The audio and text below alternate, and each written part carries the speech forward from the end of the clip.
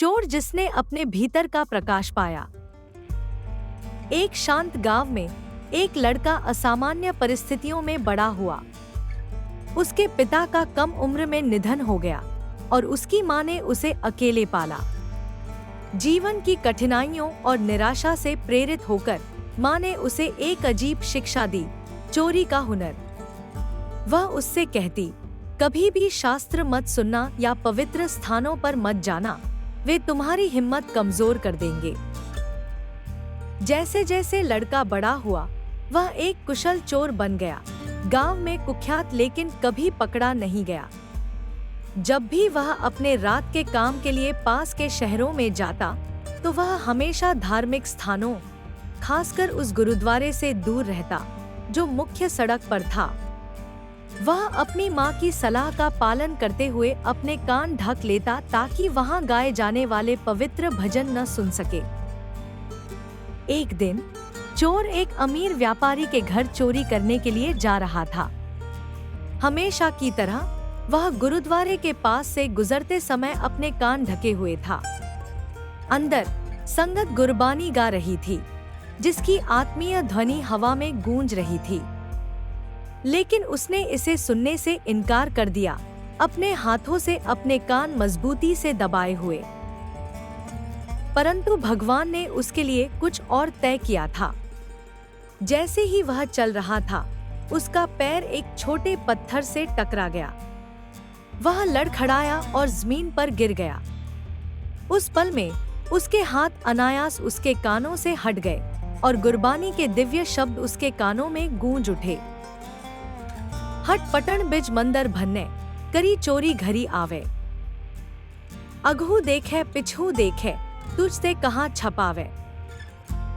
अर्थात तू घरों में सेंध लगाकर चोरी करता है और आगे पीछे देखता है कि कोई मुझे देख तो नहीं रहा, परंतु मालिक से इसे कैसे छुपाएगा जो हर पल तुझे देखता है। ये शब्द उसके दिल में तीर की तरह छुप गए।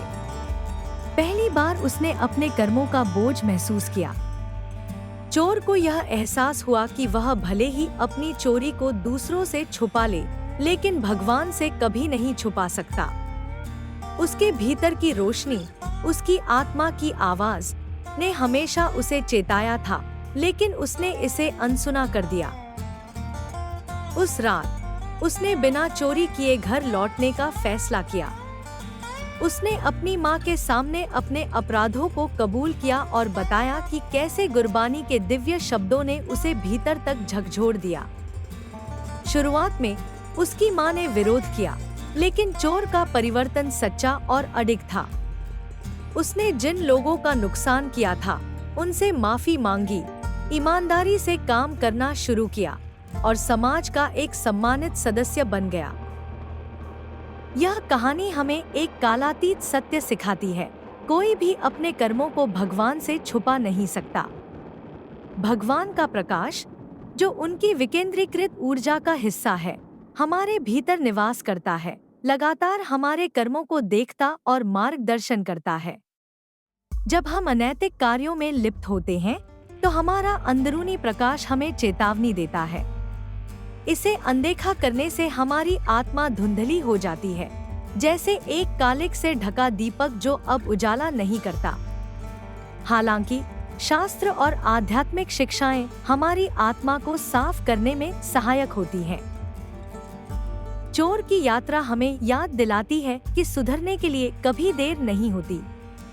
अपनी अंतरात्मा की आवाज सुनकर, जो हमारे भीतर के भगवान की आवाज है, हम एक ईमानदार और सार्थक जीवन जी सकते हैं। जैसा कि बॉलीवुड के इस सुंदर दोहे में कहा गया है, तोरा मन दर्पण कहलाए, भले बुरे दोनों कर्मों को देखे और दिखाए।